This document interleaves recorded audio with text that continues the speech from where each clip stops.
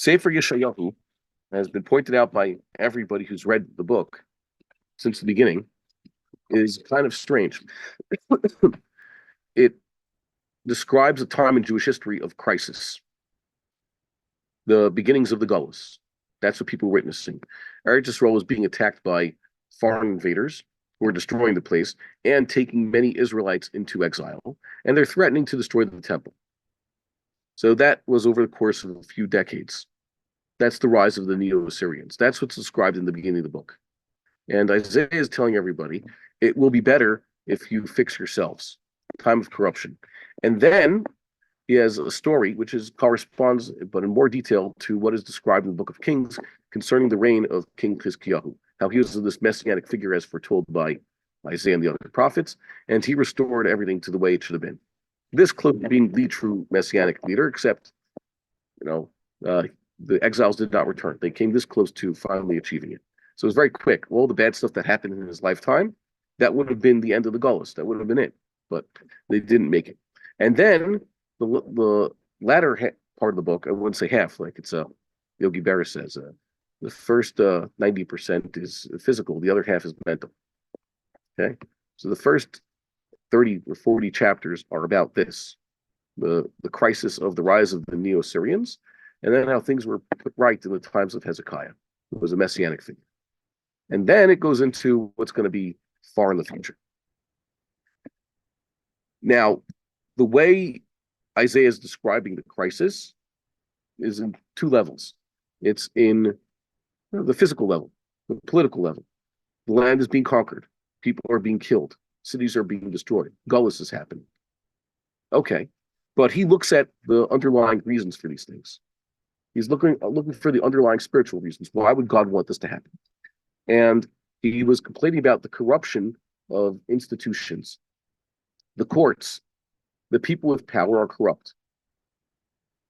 The military is corrupt. The monarchy is corrupt, both in the northern kingdom and the southern kingdom.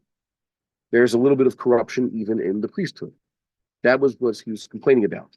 And basically, he got the reforms he wanted. What's mostly reported at the story in Divrei Yamin. That gives the most details about what happened when Hezekiah became king. So the reforms that Yeshayahu Hanavi wanted actually did happen in his lifetime. First, it started with a good, righteous king who could lay down the law. So that was already the first basic reformation of government, kingship. Yeah, Hezekiah.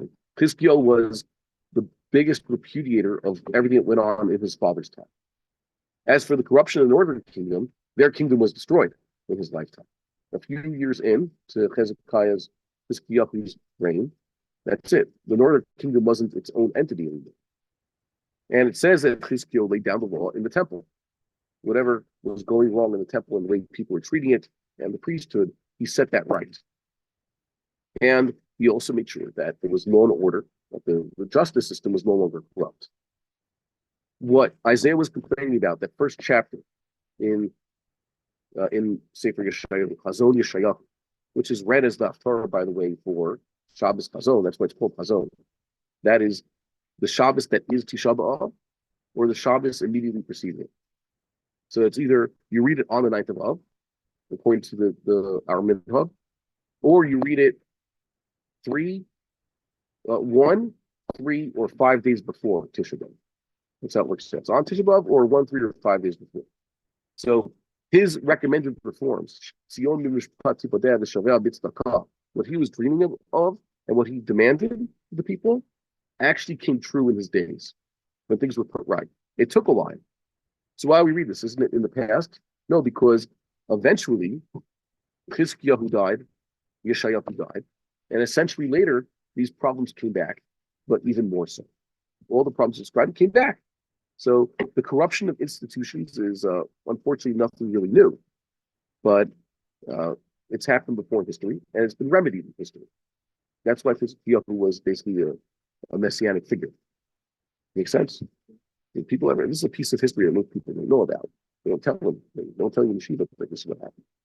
Like I said, most of the problems that existed in Yeshayahu's time that were cured came back in Yirmiyahu's time, except this time couldn't fix it. It was too much. It was about 100 years later.